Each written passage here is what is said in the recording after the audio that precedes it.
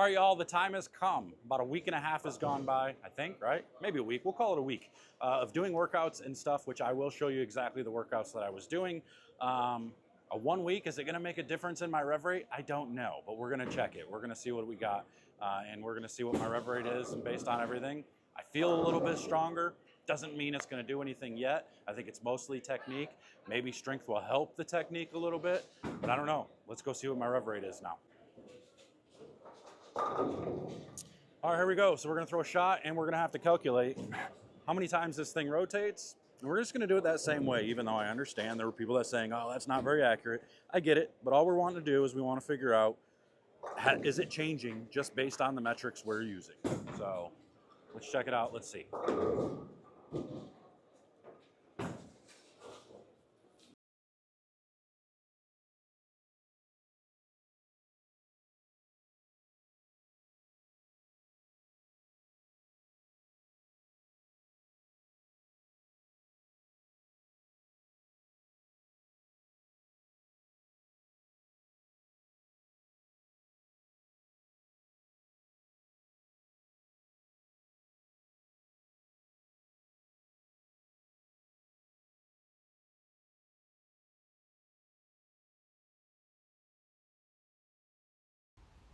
All right, so now we got to take and figure out how long it took to go off of our hand until it hits the front of the head pin.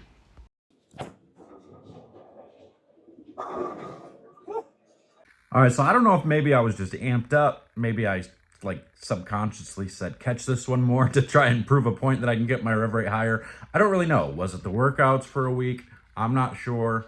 It's only week one. I don't know. But that jump from 440 to 470 in 1 week, like that had to be just me just catching it a little bit more. So don't read into that too much. And again, remember, like 470, that's not going to be the real rev rate because you're going to, because the way the ball is made, as it gets down the lane, it's actually going to rotate faster and faster when it starts to pick up a little bit of friction or it starts to get into a roll. So you're probably getting 1.5 to 2 extra revolutions. So my rev rate's probably closer to, like, I would say between 410 and 425 in that instance there. Might even be just a little bit lower. If you really want to do true rev rate, you can do it with the frame rate thing because it really should be, it's about the first revolution, how long it takes the first revolution to happen and how long how long that takes, and then doing the math based on that, which is going to bring your rev rate down. And you really should probably be doing it with a plastic. If you were to do this experiment with a plastic ball, it might be a little bit more accurate. Still not as accurate as doing frame rate with the camera and all that stuff. But I don't know. When I did my rev rate at the Ebonite camp, when they put the sensors in with the Bowler ID, it was 465 then, based on that thing. That was, I don't know, 7 years ago or something like that. So maybe not too unrealistic to be here. But again, it's 1 week. Don't look too far into this. I might have just caught it a little bit more on this one individual shot just because I'm like, come on, baby, let's go. I don't know. But I do feel stronger. So maybe that is something leading into it. I do feel after 1 week, because I took about 2 months off. I wasn't in the gym with all the traveling and everything. And now being back in the gym, you're not going to gain a bunch of muscle, but you start activating those muscles again and you start using them again. And I waited until I wasn't sore anymore because after the first set of workouts that I did, I was pretty dang sore leading into this. So I waited a couple of days after until the soreness went away to do this video. So yeah, I mean, maybe it is some strength thing. We'll see. We're going to keep continuing to do this. And I will show you the workouts that I'm doing. But right now, let's just focus on seeing if we can't improve the rev rate through this. But I'll show you a couple of the drills here. Hold on. All right, y'all. So here is one of the things I'm doing. One of the things I'm really focusing on is making sure my thumb comes out fast. The idea behind the thumb coming out fast is then when you're underneath the ball and your thumb is out, you have all the time in the world to roll your fingers through it. The quicker your thumb comes out, the quicker that motion can actually be. So the first thing I do, and I try to do it at least 50 times, is I'm just rolling back and I'm just rolling it this way. I'm just trying to get my hand loose, roll it back, roll it forward. Just think of the thumb coming out, your fingers staying in it a little bit.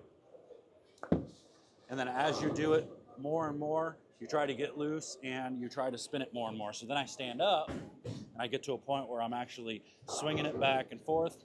And then I'm trying to do that over and over again. And I'm trying to gain strength by making sure that I'm up underneath it this way. And as I do this, it's back. I'm just trying to snap the whip, basically. I'm just trying to get my fingers to spin it as much as I possibly can.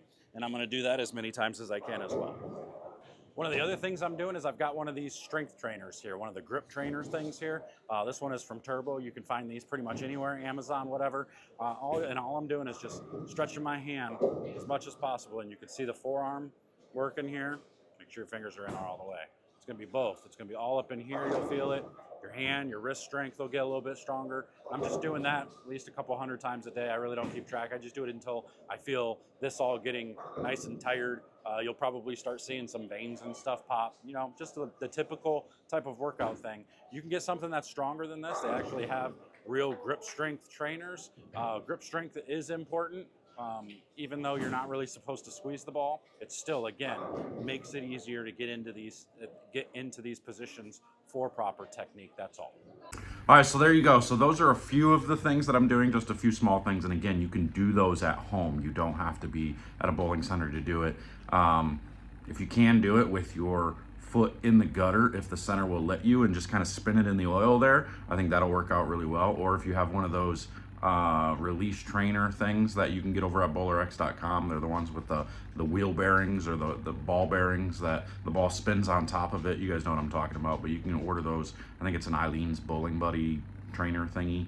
You might be able to go to BowlerX and find those. I'm not sure if they have them or not, but you can go check it out and see if there is.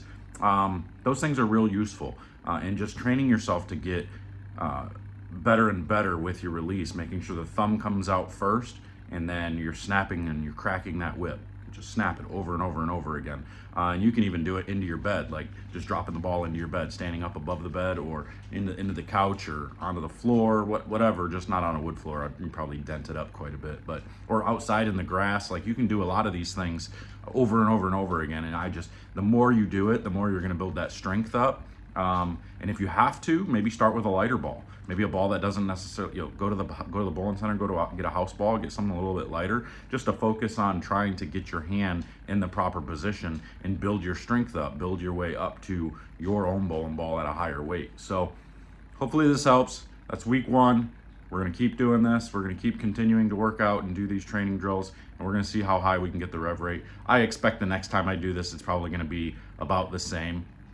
I don't think it's going to get up past 470 right now. Again, my goal was only 475, but is that sustainable? I think if I can get it to about 490, where like the way I'm doing it, it shows 490, then I'll be closer to like 450, like true 450, which will probably be enough to create a little bit more, because then that would still probably be 30 to 40 RPMs higher than what I was. So let's see what happens.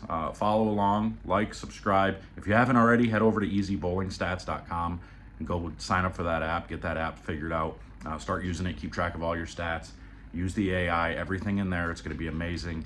Go start your account. But that's all I got for you today. Until next time, we'll see you guys later.